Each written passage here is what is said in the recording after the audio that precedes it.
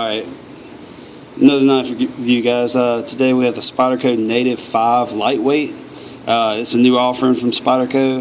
You can get it at knifeworks.com for I think $77.95 plus tax and shipping. Tax if you're in Louisiana. Actually, it opens really well. I don't think it has phosphor bushings in it. I mean, phosphor bronze bushings.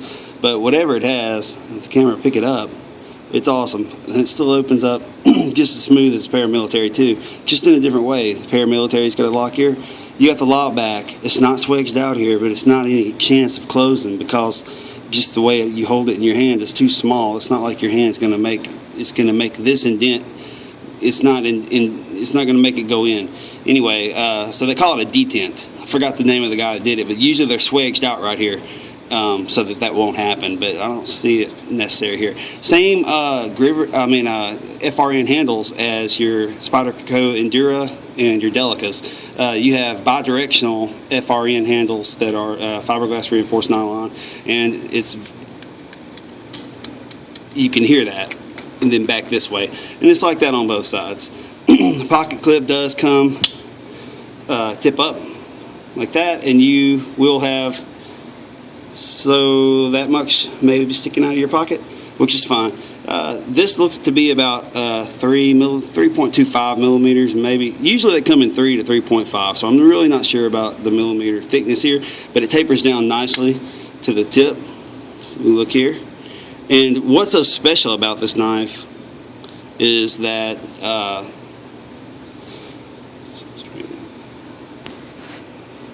sorry about that.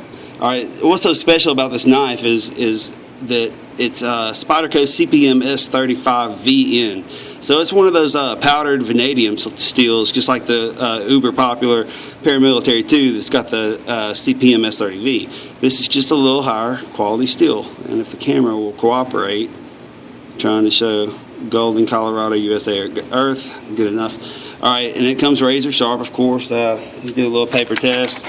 And yeah, this has been done a million times on YouTube. You know what? If you criticize me for this, go ahead. I don't give a shit. It's a good way to see how sharp your knife is.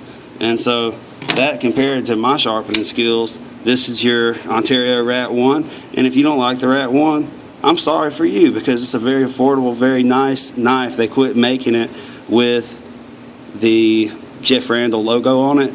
And I'm hearing that from reputable sources, other knife guys and such, that they're not nearly as nice. So my knives are sharp, but you hear more drag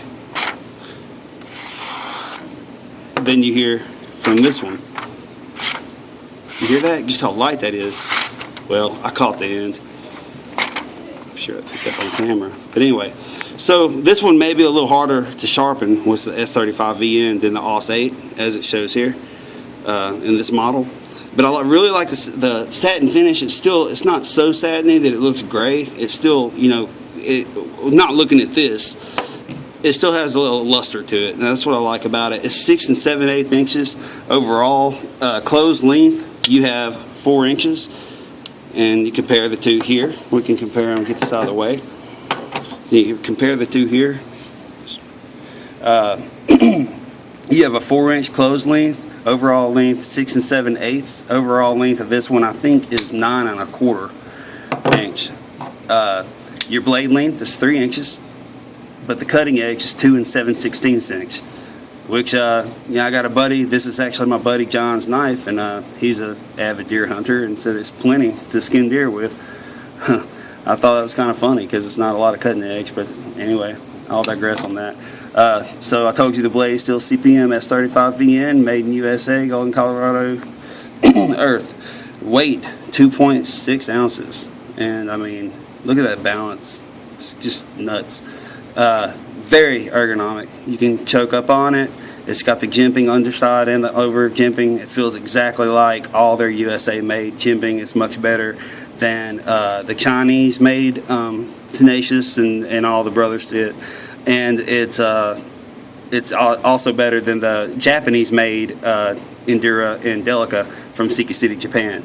So you can just tell when you're holding one made in the US. So just want to do a quick little tabletop, and literally a tabletop review of this.